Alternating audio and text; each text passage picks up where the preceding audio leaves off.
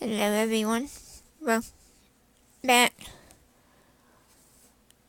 Now it's gonna be different. Let's face it. You remember back 200 weeks ago,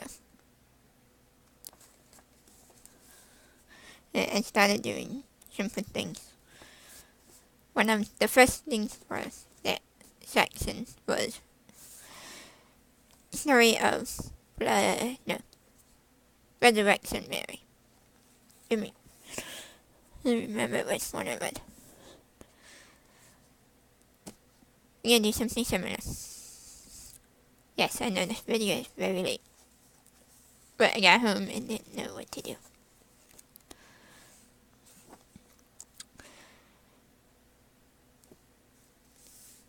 But we're gonna be reading the version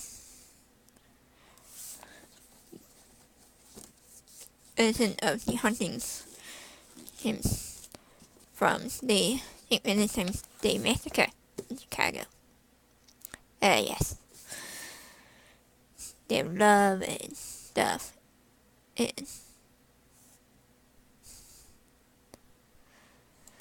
we are gonna read about that massacre that happened. The book that we are doing this from is Big Book of Illinois Ghost Stories by Taylor.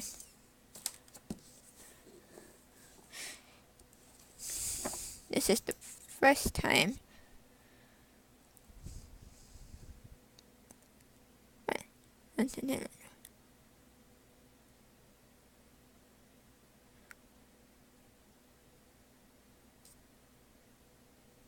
Okay. But we can start.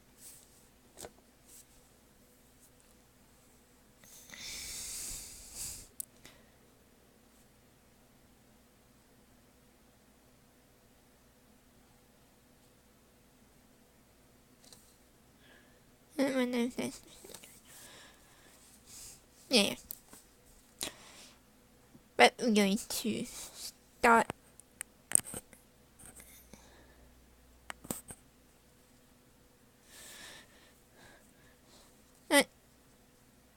and I may or may not give my thoughts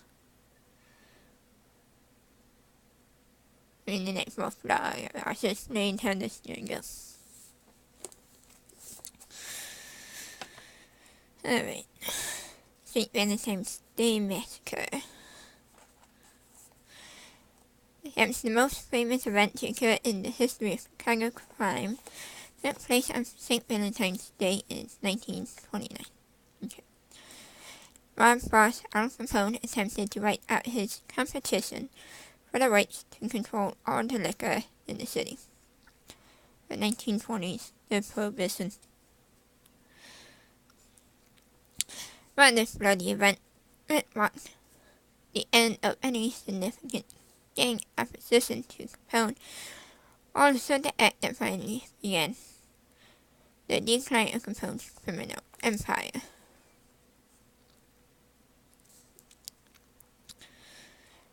The bloody events of February 14th, 1929 were set in motion nearly 5 years before with the murder of John O'Brien, the leader of Chicago's North Side mob.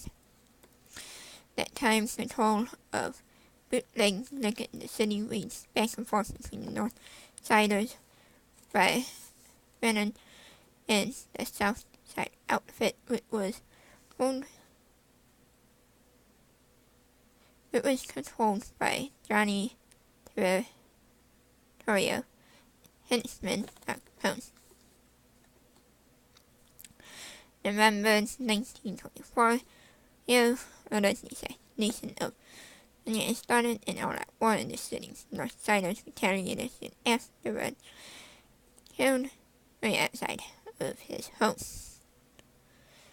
The brush with death led him leaving the city and turning when the operations Capone went south in September 1926.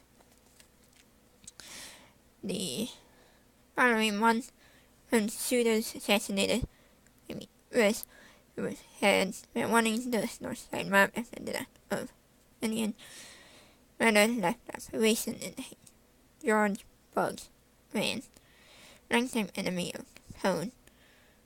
For the most part, Moran stood alone against the Capone mob, since most of his allies had come in fighting. He continued to taunt his powerful enemy, looked for ways to destroy him. In early 1929, Moran sided with Yellow in another attack against Capone. He and Yellow reportedly gunned down Valentine,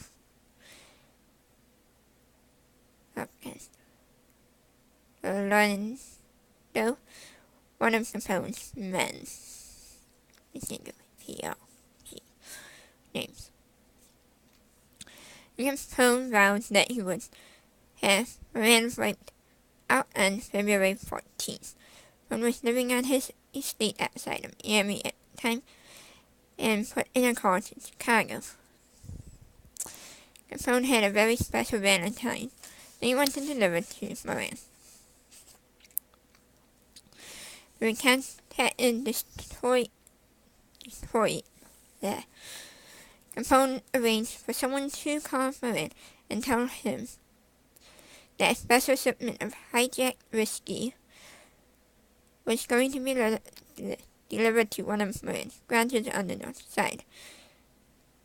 And here, one of Moran ran the garage, and it was used as distribution point for north side liquor. Sign on the front of the building is 2122 North Clark Street, Red SMC Cottage, Co. Shipping, Packing, Long Distance Hauling. Moran received call at the garage on the morning of February 13th, arranged to be there to meet the truck the next day.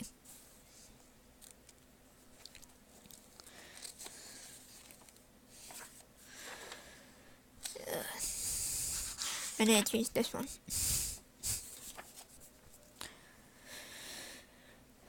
On the morning of February 14th, the Moran's men gathered at the Clark Street garage. One of the men was Johnny May, an ex-safe cracker who Moran hired as an auto mechanic. He was working at a truck that morning with Dog, a German shepherd named Highball, tied to the bumper. This and 6 other men waited for the truck of hijacked whiskey to arrive. The men were Frank and Pete Gusenberg. They were supposed to meet Moran and pick up 2 empty trucks, drive to Detroit and load the smuggled Canadian whiskey. James Clark, Moran's brother-in-law, and here Al Weinstein. Yes. I don't even know if I said that one right. Weinstein.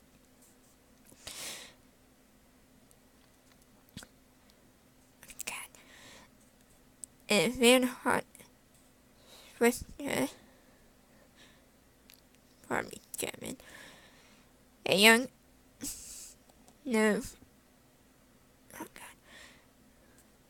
Optometrist. You said that one once.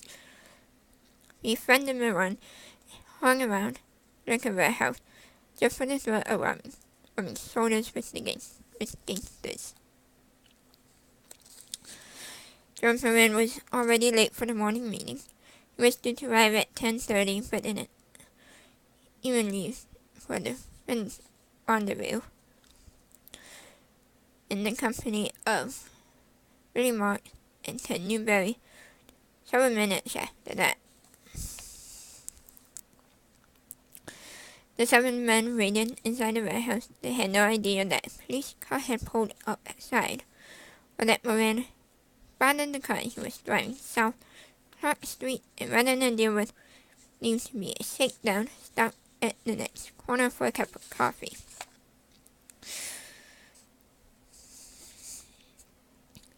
Five men got out of the police car, 2 of them in uniforms, 3 in civilian clothing. They entered the building, and a few minutes later the clatter of machine gun fire broke the stillness of the snowy morning. There's no underground today.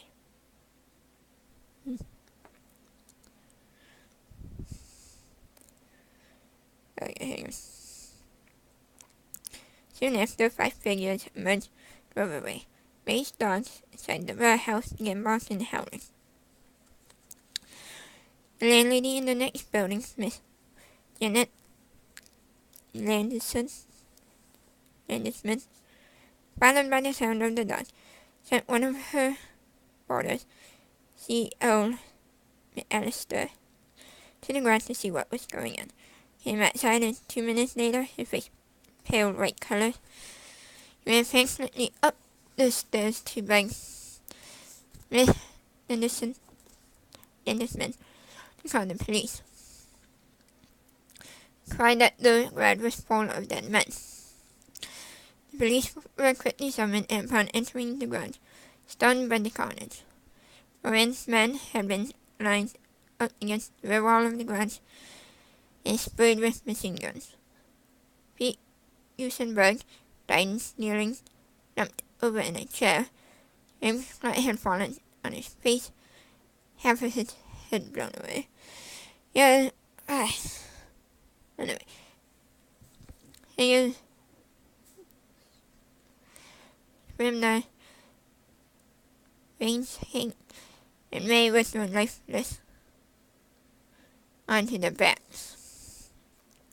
One of the men survived the slaughter, and he, only a few hours late, Rosenberg had crawled from the wall where he had fallen and dragged himself out of the floor.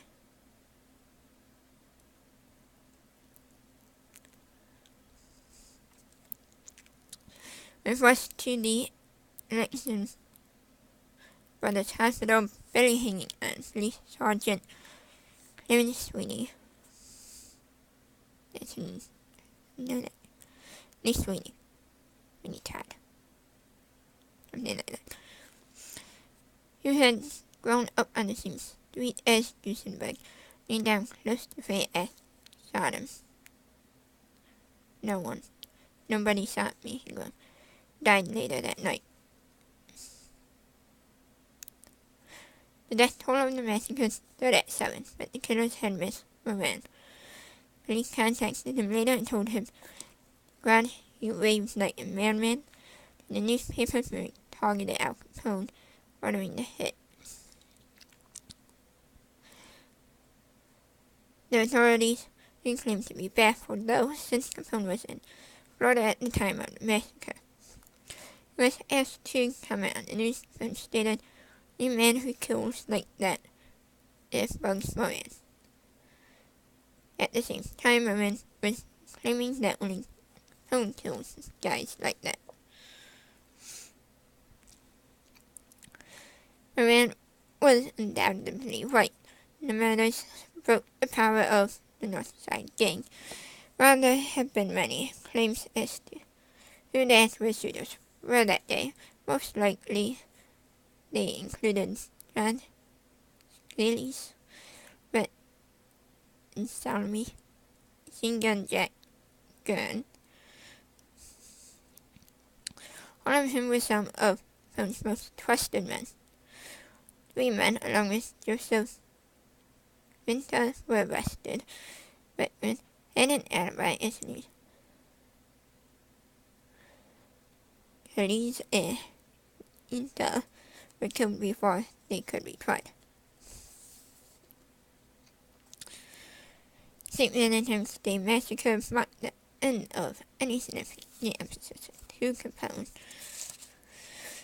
But it was also the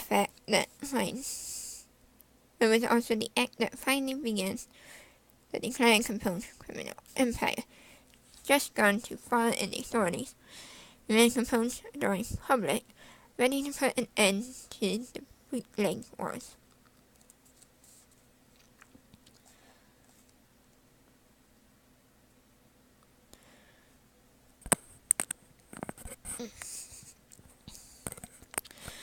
Chicago, in its own way, memorialized the warehouse on Clark Street, where the massacre took place, became a tourist attraction.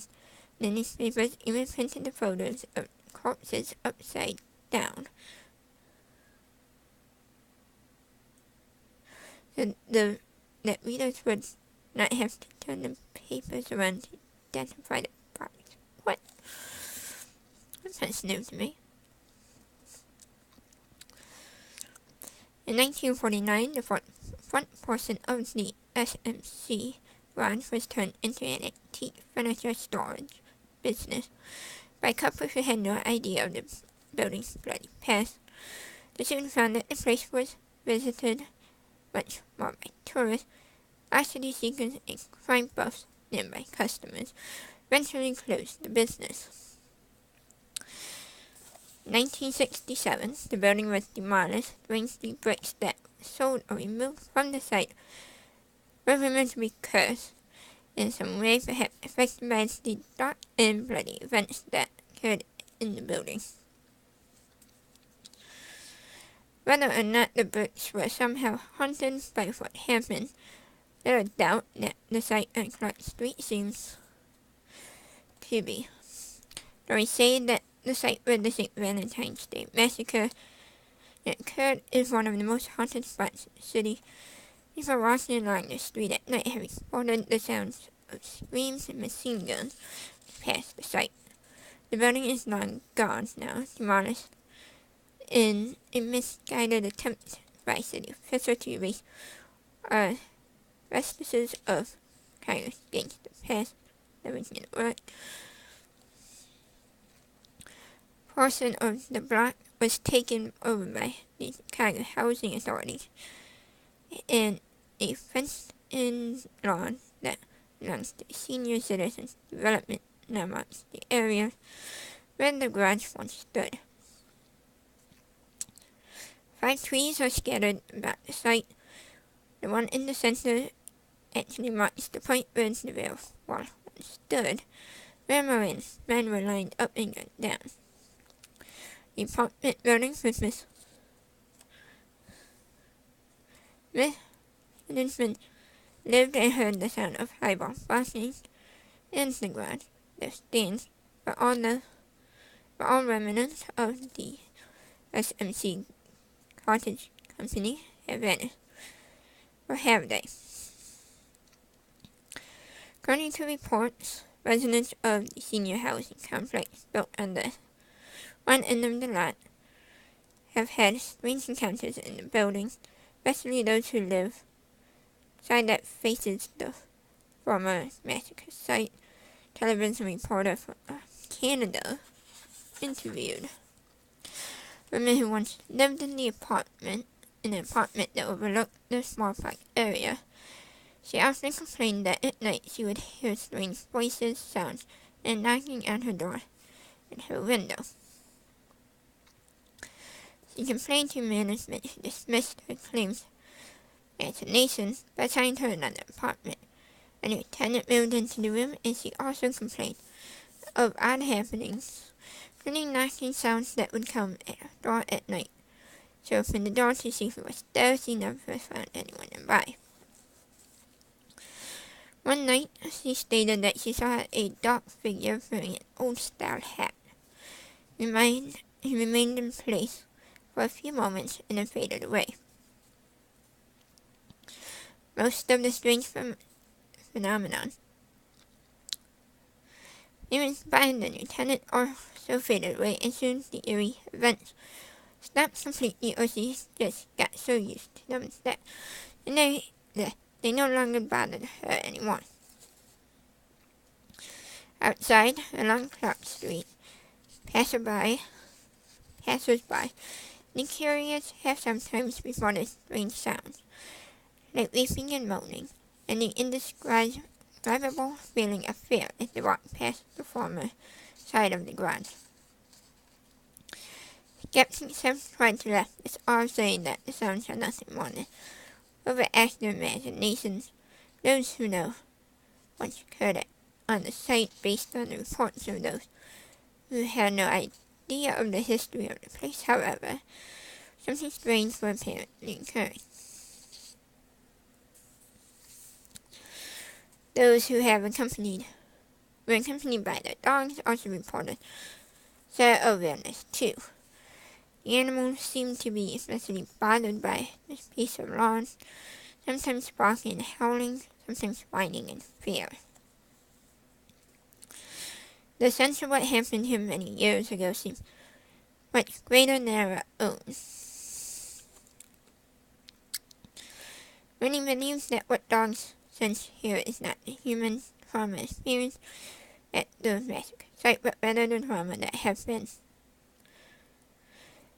experienced by Johnny May's German Shepherd Highball.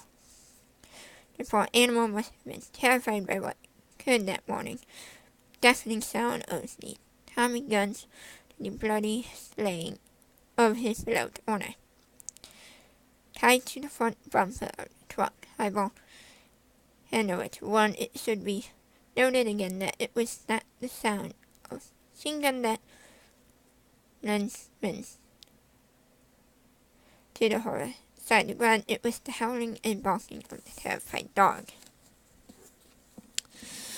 And the animals that passed by this site, empty lot, have been sensing the trauma suffered by Highball so many years ago. As any ghost buff can tell you, it's the event of yesterday that create the hauntings of today. Sometimes those who lived in the past can leave a little piece of themselves behind to be experienced in the present over and over again. Even after all these years, the violent events of the city's gangster era still reverberate over time. Men like Al Capone, when their city officials want to admit it or not, left an indelible mark on Chicago. It seems that the events of St. Valentine's Day, 1929, may have left one too. Alright, there was history and events of the St. Valentine's Day Massacre. Again, the book is The Big Book of Illinois Ghost Stories by Taylor. Got time? You ever find it? Buy it. This really old hickory house. I think it's called.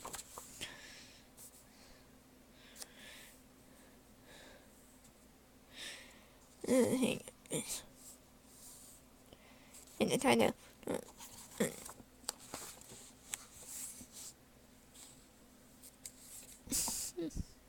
Never bought my crumbs.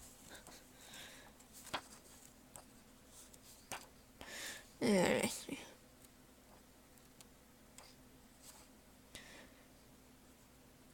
Hickory Hill. Might be that one next. Maybe. But that would be it for this video. Do hope you all enjoyed it. Sorry for being late. Not really sorry. I'm used to this now. And expect more. Got a ton of ghost stories and whatnot. And I'm always thinking of different videos. So why not?